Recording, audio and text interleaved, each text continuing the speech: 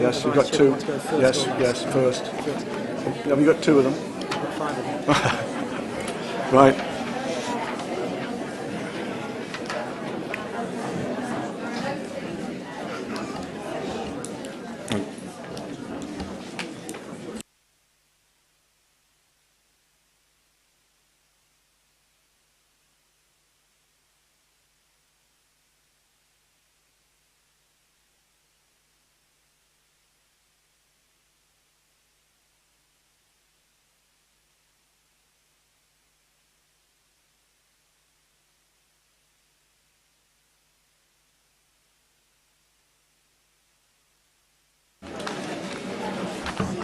Good afternoon, everyone. Welcome to Development Management Meeting. I'd like to set out the protocol for the meeting procedures. The Planning Officer will make a short introduction to the application, followed by the 9 speakers.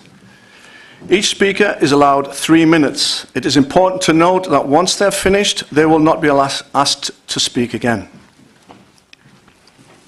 Following the speakers, there will be the full presentation from the officer. After that, a structured debate will begin. At the end of the debate, I will ask for a vote on whichever proposition is put forward first, be it in support of the recommendations or against. However, if a deferment is put forward, I'll take the deferment vote first. Declarations of interest? None. Substitute members? Chairman, there are two substitute members this afternoon. Councillor Odes is substituting for Councillor Hardy, and Councillor Brickles is substituting for the Mayor, Councillor Nulty. Three.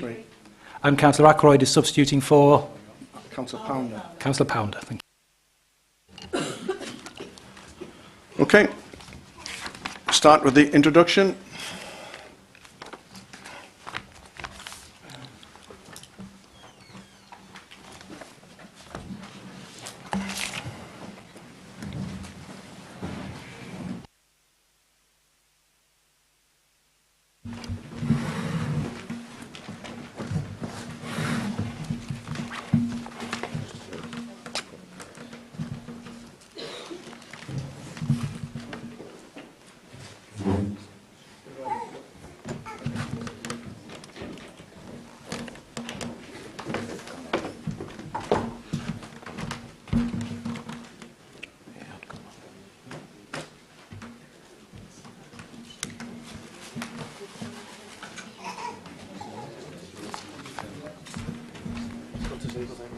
Yeah, I think this is not working now. There we go.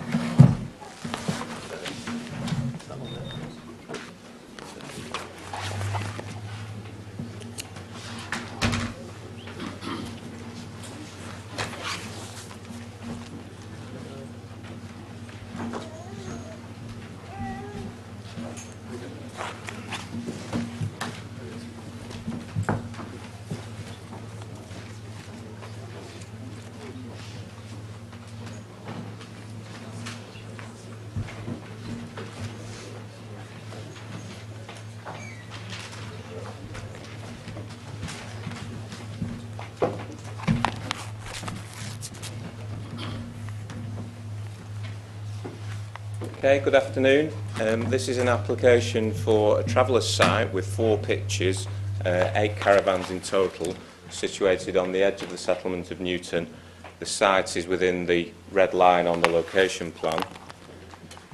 The application has been recommended for approval for officers, subject to the Secretary of State's decision whether to call in the application for his determination. The issues that have led your officers to this recommendation surround the need for gypsy and traveller sites in the wider area. The site is previously developed land and the proposal wouldn't dominate the scale of the nearest settlement, nor would it harm other acknowledged planning interests such as highway safety, the character of the countryside, visual amenity, flood risk or the setting of a listed building. I'll now give way to the speakers and then conclude my presentation after the speakers. Sorry. Your folder's screening. Right, okay. as I said, I'll conclude the first part of the presentation now, give way to the speakers, and then follow on with the full presentation once the speakers have finished.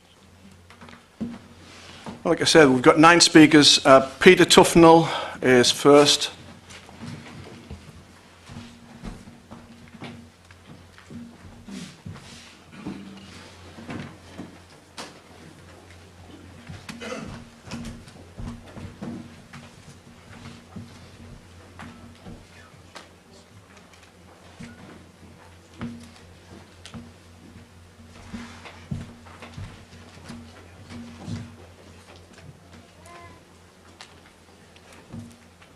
Good afternoon, Chairman, members. My name is Peter Tufnell. I'm Chartered Accountant.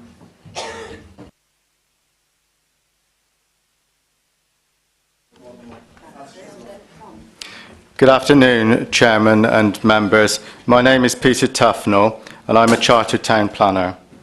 Law and good practice. Abandonment of the Certificate of Lawfulness must be addressed. If abandoned, we say that the site reverts to the base use of land agriculture or to a nil use. I ask members to take a balanced but also a precautionary approach to take account of all material considerations and disregard immaterial ones.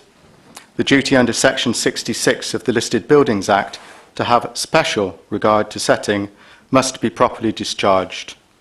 The framework reminds us of the plan-led system, determined in accordance unless material considerations indicate otherwise. Flooding. Caravans are classed as highly vulnerable. The site adjoins zones 2 and 3. The lead local flood authority has not been consulted, and no site-specific FRA or levels information submitted. A small rise in flood levels due to global warming could put this site at risk and in zone 3. You should refuse on lack of information and policy EP 30. Drainage. Lead local flood authority not consulted. Limited information submitted. The Environment Agency condition is potentially a disguised refusal. It will fail the tests of Circular 11/95. Other drainage solutions are not before you. You should refuse policy EP 25. Contamination. There are unknowns and implications that conditions cannot address. From the information available, you should refuse policy EP 29. Ecology and biodiversity information is lacking or incorrectly recorded. The choice is either defer or refuse on lack of information, policies EP 10 and EP 15. Setting of listed buildings. The development will result in substantial harm to setting. You should refuse on policy EP 4. Visual amenity has been undervalued and landscape character not addressed. You should refuse policies EP 11, 14 and HL 8 and SP 2. Residential amenity and site design. I identify harm and poor quality. You should refuse policy HL 8. Highways, accessibility and sustainability. Newton has a low accessibility rating. Your highways officers have concerns, and there are also footpath and bridleway network concerns. You should refuse HL 8, TR1 and TR2. Need should be balanced with the advice in planning policy for traveller sites. There is no identified need in Fylde Borough. You should take account of the need in Blackpool to investigate, consult and appraise, but you should either defer or refuse on lack of information. In the absence of demonstrated need, you should refuse policy HL 8. No personal circumstances, medical, educational, special needs have been presented by the applicant, again contrary to HL 8. All planning decisions are balanced. In this case, the harms outweigh need. Thank you. Okay, just one thing I haven't said. We're on webcam, by the way. There's a camera in the corner which we broadcast for the general public if they wanted to watch it after this meeting. Howard Duckworth. I prefer to stand, if that's all right. Hello. Hello, my name is Howard Duckworth from the Newton Residents Association. and I'm going to examine these issues regard to flooding. These will include waterlogged and flooded roads affecting site access for residents and emergency vehicles. Between May and August 2012, Sanderson Associates undertook a flood risk assessment screening study in accordance with National Planning Policy Framework of March 2012. They used this Environmental Agency modelled flood level data and more detailed flood maps of the area. And we see that here. According to these maps, only one corner of the site is in flood zone 2, but the severely potholed access road on Thames Street is in zone 2. Flood maps are based on empirical evidence and partly on modelling. The maps are invariably not precise. The only way to ensure that the site and its access routes is not at risk would be to undertake a site-specific flood risk assessment. In this application, even basic information, such as site levels, compared with levels in the high-risk Zone 3, have not been provided. The proposed site is located in a boggy area with a high water table, thus leading to very poor drainage. The dike, as shown here on the diagram in red, is the only means of drainage for the area and floods intermittently and heavily. There is no evidence of formal drainage from the site, and there has been no evidence or proposals provided by the applicant on how the surface water runoff will be managed. The site's surface water and foul water disposal has no direct connection to this dike. This dike carries water from the surrounding fields and surface water down Thames Street. The most recent flooding was in 2012. And we have photographic evidence of this taken from this position shown by the red dot looking northwards.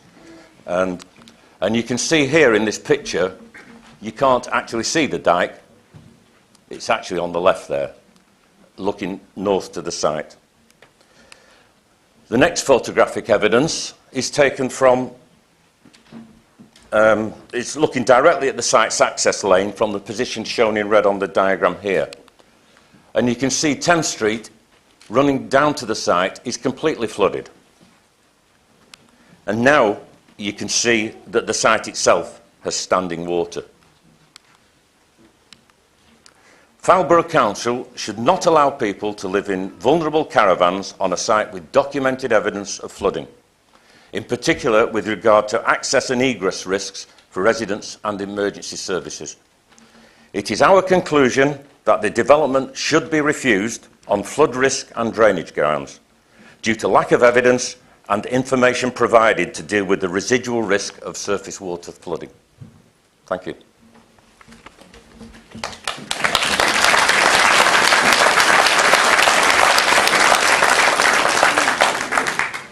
Robert McCormick.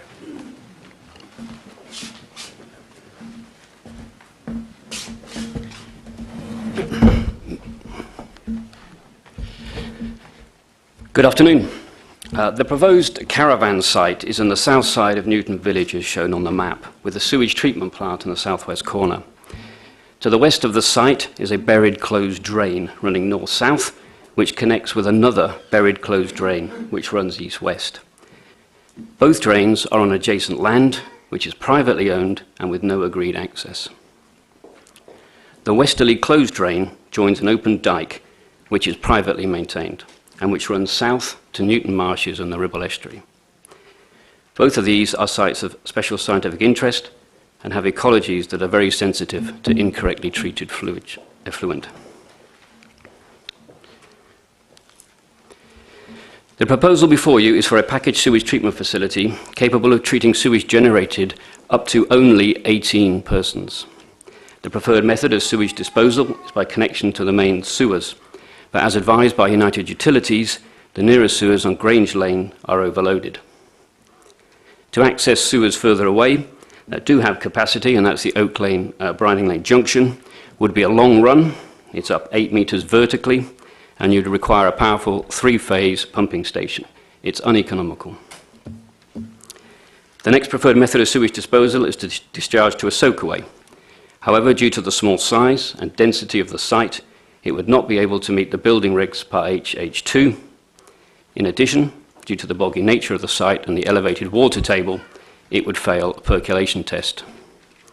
This only leaves what's in the proposal: discharge of foul effluent by a sewage treatment facility into local open dikes. Packaged sewage treatment cannot completely eliminate pathogenic bacteria, which are always potentially present. In stagnant dikes, bacteria such as E. coli will rapidly multiply.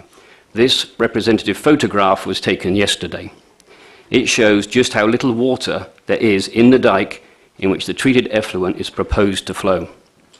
The Environment Agency's Pollution Prevention Guideline, PPG4, states that the receiving waters must be able to dilute the effluent so that it does not harm the environment. This is obviously not the case. We have also shown that the local dikes, the site and access to the site does flood intermittently and heavily. Again, the EA PPG4 states septic tanks or packaged sewage treatment plants of any sort must not be located in an area at risk of flooding. Planning applications that involve non-mains foul drainage should be accompanied by a foul drainage assessment. One hasn't been submitted or proposed by the applicant. Our independent consultant believes it will be impossible to meet the Environment Agency's pollution prevention guidelines on this site, and that condition 10 of your report may not be capable of acceptable implementation. There are no suitable measures in this proposal to deal with effluent discharge, and on this basis, this application should be refused. Thank you.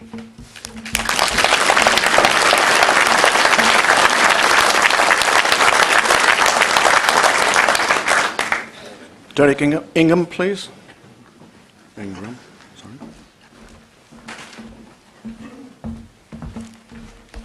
Good afternoon. I'm going to outline the road safety issues within the village. First of all, our recognised experts, ex-Sandersons, carried out an in-depth analysis of the roads around the site and indicated the site was unsustainable because of a lack of facilities, service support such as healthcare and higher education, etc. The Highways Agency agreed with this in a recent report.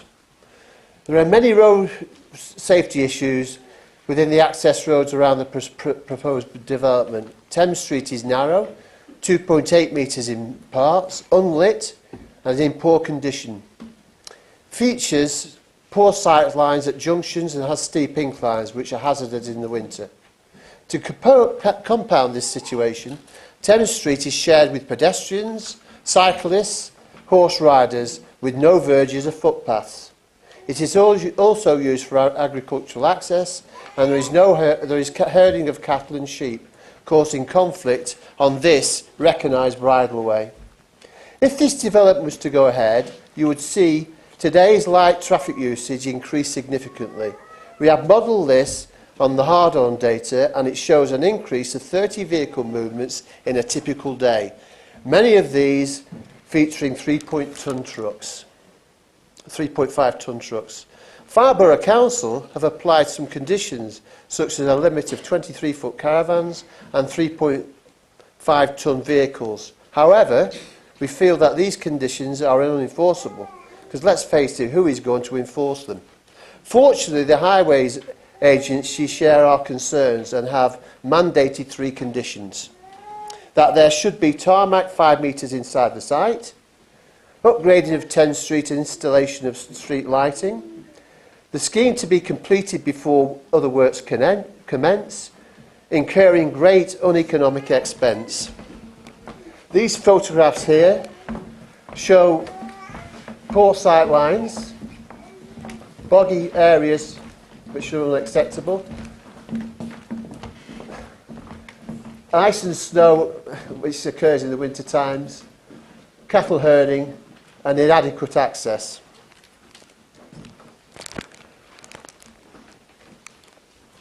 The track analysis, this is the red line, by Sanderson show that the emergency vehicles and bin lorries are unable to access the site, safety being an issue.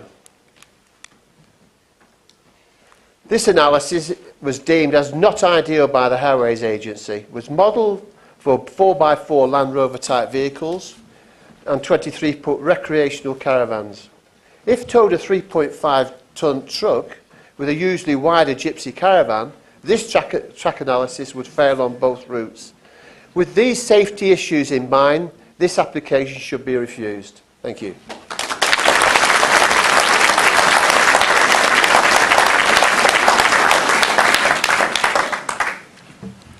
Annette Vernon, please.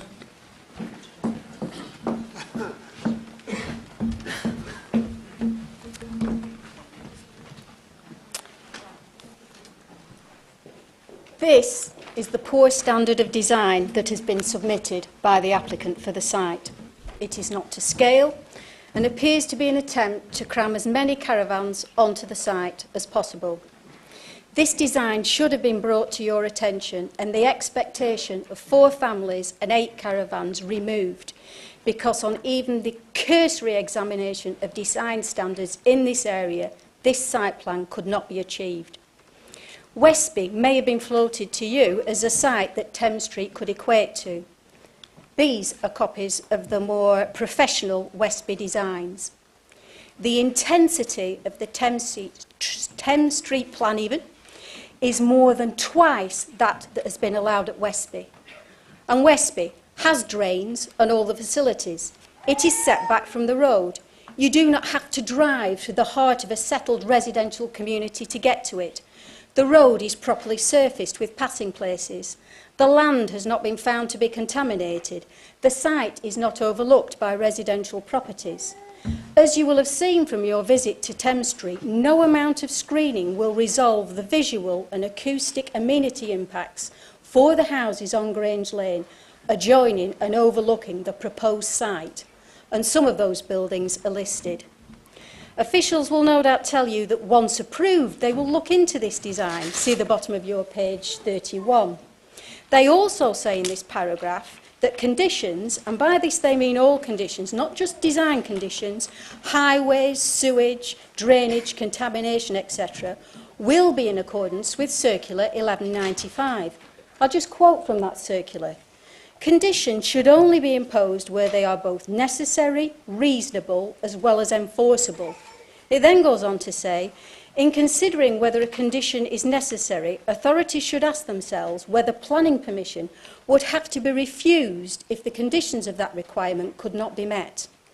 There are a plethora of conditions already listed in the report that are not reasonable, enforceable, or economic, and would already appear to contravene 1195. The officer's report on page 34, condition 8, states some finish levels for landscaping are required. This more or less accepts that the rough design is acceptable and just needs a bit of tidying up. We have modelled and proved that 8 caravans and 4 families, if you take even a cursory look at the correct design standards, are completely unachievable on this site and unachievable by a huge margin. To close, the inadequate design that has been put forward does not comply with current published standards, is completely unrealistic and has set an expectation for 4 families and 8 caravans that cannot be met. So that expectation should be removed and this application refused.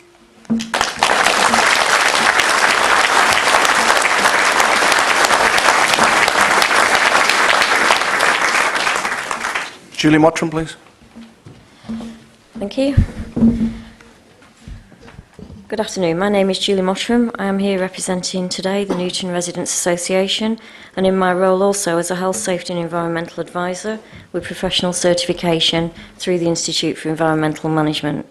I'm here to talk you through the concerns raised around land contamination and the significant environmental aspect and impact findings. As you are aware, the new planning policy framework states that the local planning authority's role is in minimising impacts on biodiversity and in providing net gains in biodiversity where possible. And the planning role is in preventing both new and existing development from contributing to or being put at unacceptable risk from or being adversely affected by unacceptable levels of soil, air, water and noise pollution or land instability. The current proposal fails to meet the above framework guidelines on a number of issues. A Phase 1 environmental survey has been undertaken, which has already determined that contaminants exist. Asbestos and fly ash samples are active on the site due to previous landfill activity. These could potentially lead to asbestos fibres being released in any future demolition rubble, with the Phase 1 survey already confirming the presence of heavy metals and PAH. A full environmental aspect and impacts assessment is required, and a Phase 2 survey and remediation plan is recommended, which has also been identified already within the applicant's own report and has been made an environmental agency condition. The costs of such Phase 2 investigation, assessment and subsequent remediation activity will be significant, potentially making this site uneconomically viable. And due to the significant findings of the Phase 1 report, the works would need to be undertaken by a contractor licensed to work with asbestos under the control of Asbestos Regulations 2012, again at some considerable costs. Furthermore, a groundwater quality and gas assessment using 3 groundwater and gas monitoring wells would need to be installed and the samples evaluated in line with the UK CLR guidance, again at some considerable cost. The sewerage and drainage have been discussed already, but it is noted that inefficient treatment and sewerage will result in harm to wildlife with identified voles, newts and flora in the area. There has been no ecology survey information presented by the applicant, and Natural England, as a consultee, have requested a survey due to the potential impacts. It also needs to be noted that the subsequent noise and light pollution from the increased vehicular, generator and people activity will have a negative impact on the habitat, with nesting bats already identified in the area, alongside the area being recognised as a breeding for barn, tawny owls, ducks and herons. In conclusion, whilst it is accepted that the EA proposed placing conditions on the application and that it is not unusual for land contamination conditions to be in this form, it is not considered appropriate to impose such conditions where there is doubt that they can be implemented without consequential impact. In this case, there are consequential impacts, such as flood risk, drainage and land contamination. The information that is currently available is not sufficient to allow the risk and implication to be fully understood. The Development Committee now, yourselves, have the opportunity now to refuse the application on the lack of information on these issues. Thank you.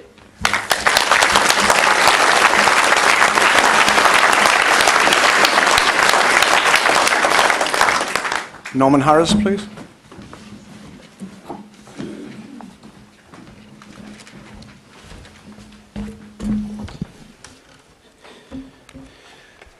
Good afternoon. My name is Norman Harris. I represent the Newton Residents Association. I would like to bring to your attention the objections of Newton villagers to the Thames Street application from the visual and residential amenities perspective.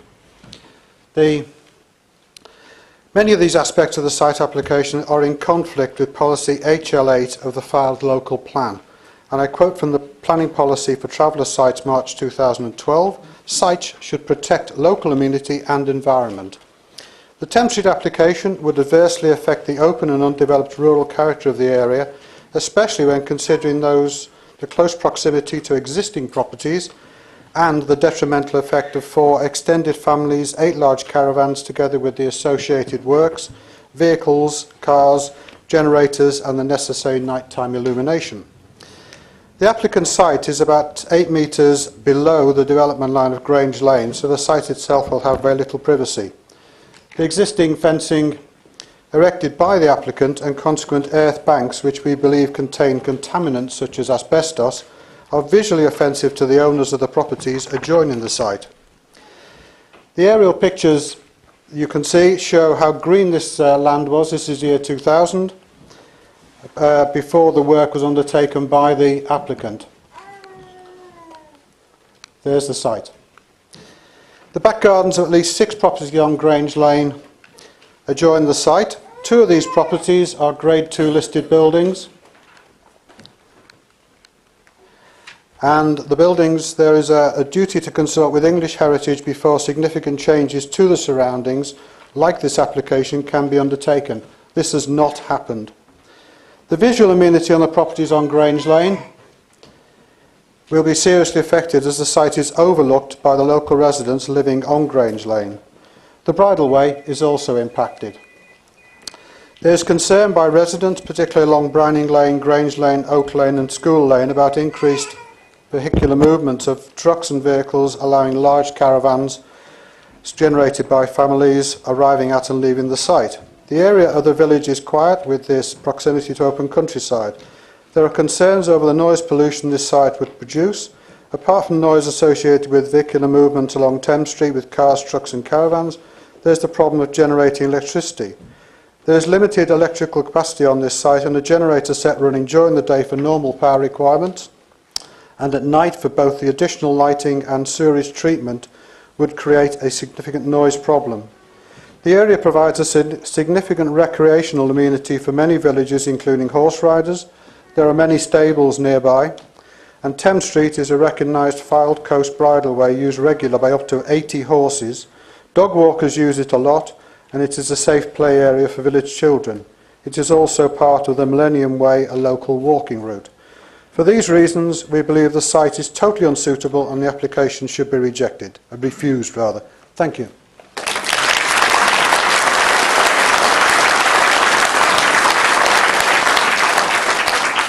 D. Thompson, please.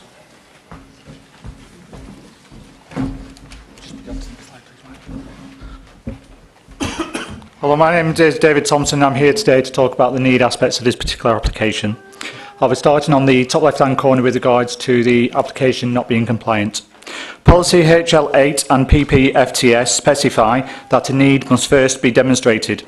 In this respect, the application is non-compliant. Moving clockwise, the officer's report refers to a need of 0.58 pitches as identified in May 2007. It is our understanding that this need has already been met, and indeed we believe it's also been exceeded. Moving on into terms of the sub-regional need. National policy requires cooperation between local authorities, and it is known that FBC has commenced discussions with neighbouring boroughs of Blackpool and Wyre. The officer's report also identifies a need for 24 pitches in Blackpool. However, it does not state whether this need has already been met. What is more surprising is that there is no evidence of consultation with Blackpool and Wyre boroughs in respect to this application. Given that the sub-regional report referred to is not expected until 2015, I would ask, how can this need be assessed in conjunction with this application? The applicant has not submitted a need for himself or for themselves and others in the area. It is telling that the application has not presented any evidence of general need, nor is there evidence on the basis of personal circumstances, gypsy status or present place of residence. There is no demonstration of need, and again I would suggest this application is non-compliant. Gypsy status has not been identified on the application, which is normal practice to confirm this if it is made on behalf of gypsies. Whilst it is not disputed that the applicant may have gypsy status, the normal process for confirming this is within the application, and this has not been met. Again, the application is non-compliant.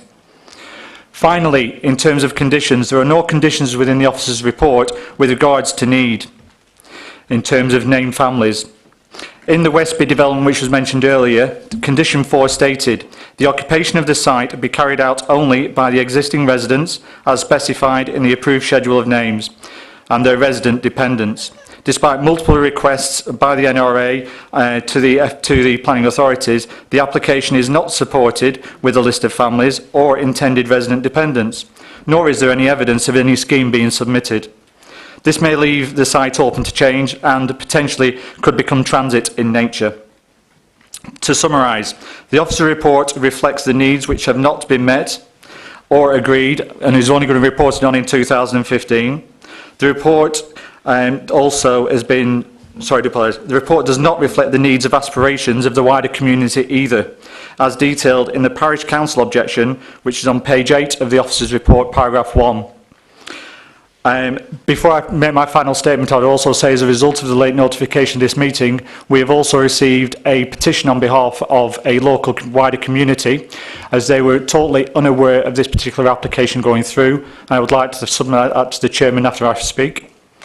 On the basis of all this information, this application should be rejected.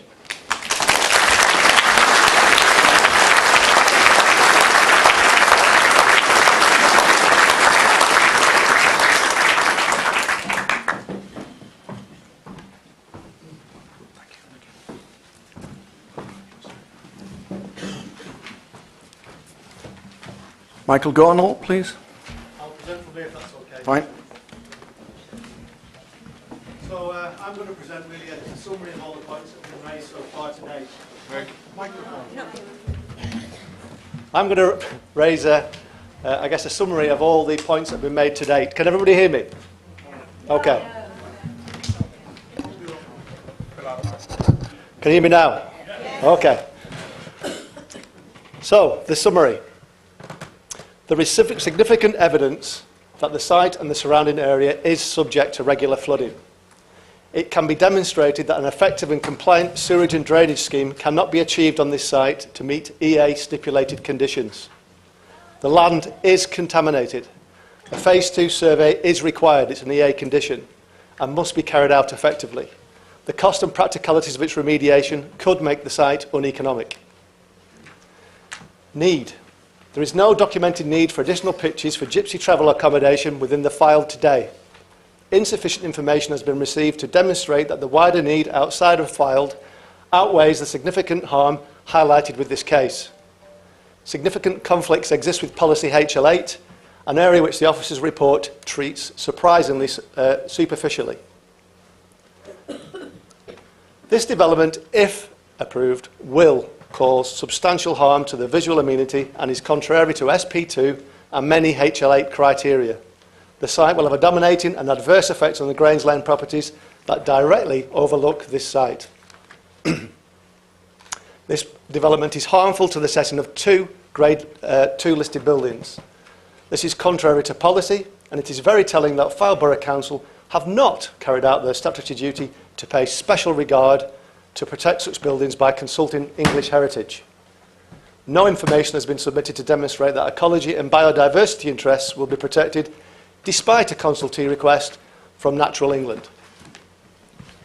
The development of this area will result in highway safety issues due to the poor infrastructure, access and conflicting shared use of Thames Street. This is compounded by non-compliance with any design standards for the site.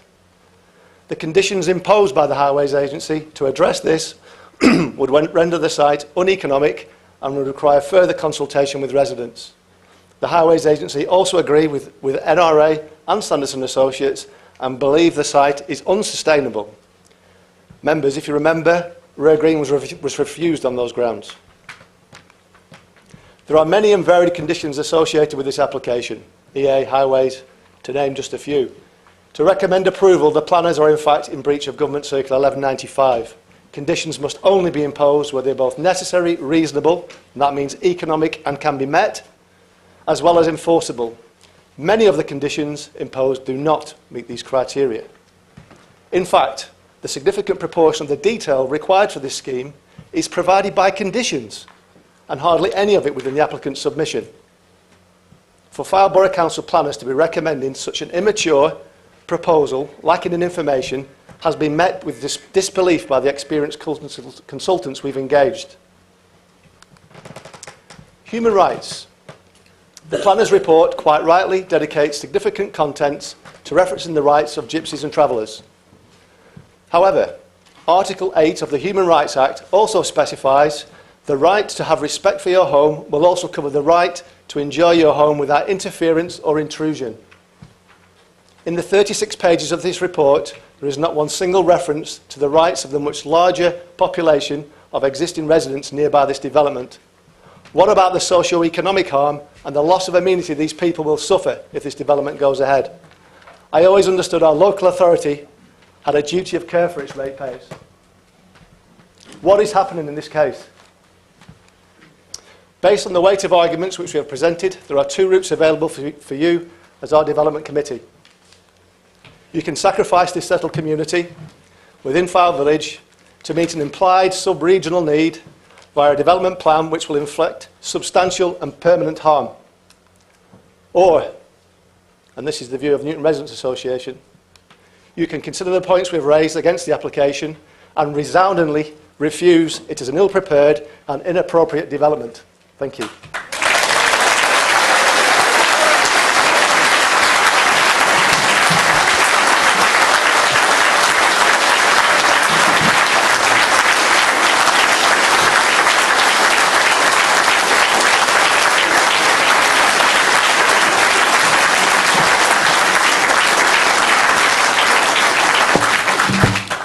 Well, thank you for the speakers. I must say that was put forward extremely well. Now it's the turn of Mr. Atherton to put the rest of the scenario.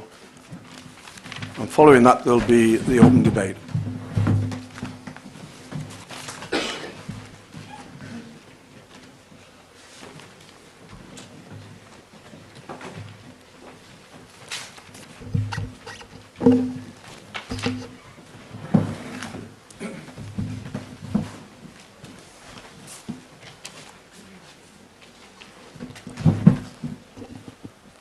Can you hear me? Yes. So the site itself is on the edge of the village of Newton. The settlement boundary runs across this area here along the rear of the houses on Grange Lane. The site itself off Thames Street, poultry farm on the other side of the road, and some stables here.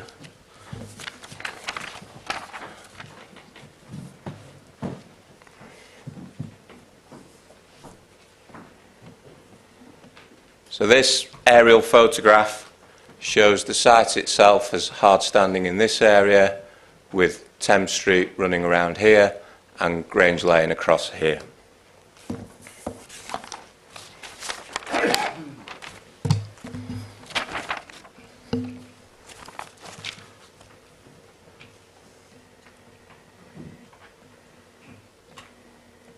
This photograph shows the existing hard standing in the site, looking east towards the perimeter fencing that's been erected.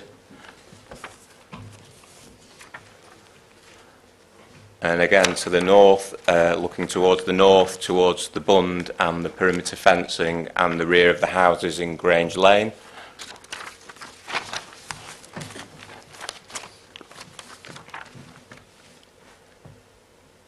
And we've got a closer up view of the bund and the fencing along the northern boundary.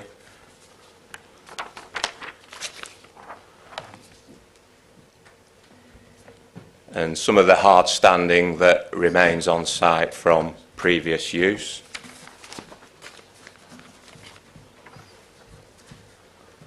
And this shows some of the landscaping beyond the site to the western boundary.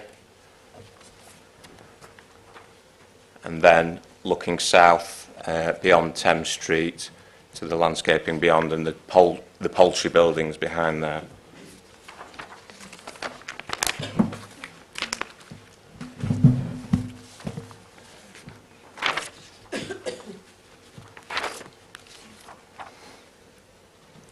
Then beyond the fence on the northern boundary, this photograph shows the existing level of screening with vegetation. And this gives a flavour of the sort of view looking back from just beyond the site boundary, looking back up to the rear of houses on Grange Lane, and the sort of outbuildings towards the rear of those gardens.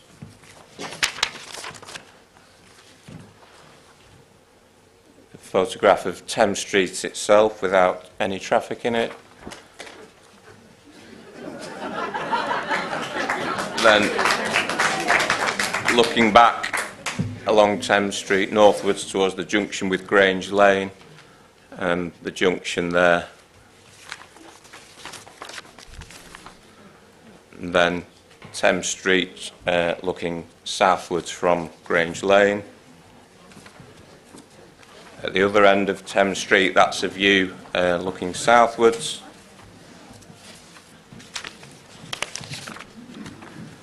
Then a site visit took place where the applicant towed a caravan onto the site, 23-foot long touring caravan.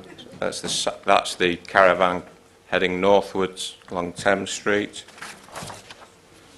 and then further back along the road.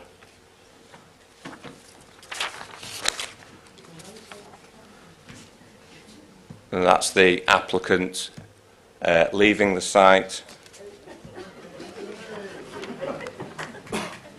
And another photograph with his vehicle and the caravan coming into the site. And the caravan sat in Thames Street there. Can I just say, ladies and gentlemen, we listened very, very carefully to the 9 speakers before. Not one comment was made by anybody. Would you please be British and upstanding and appreciate that the person in front of you has a very difficult job. You don't have to giggle and you know, but please be appreciative.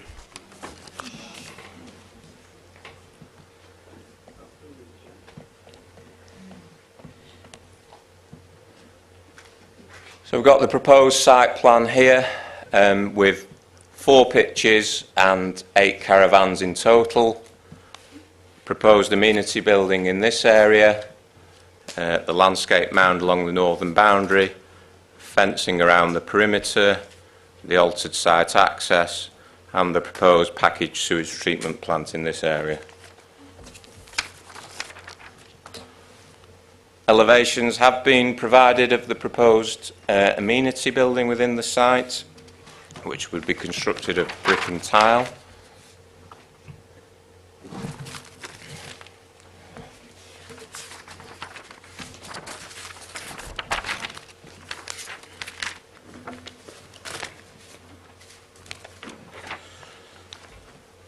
So, the elements of the application that are retrospective are the altered vehicular access. The entrance has been set back from the road and splayed. The 2-metre high timber fence around the site perimeter, surfacing of the site with loose material, the formation of the landscape mound on the northern boundary and the excavation of a French drain.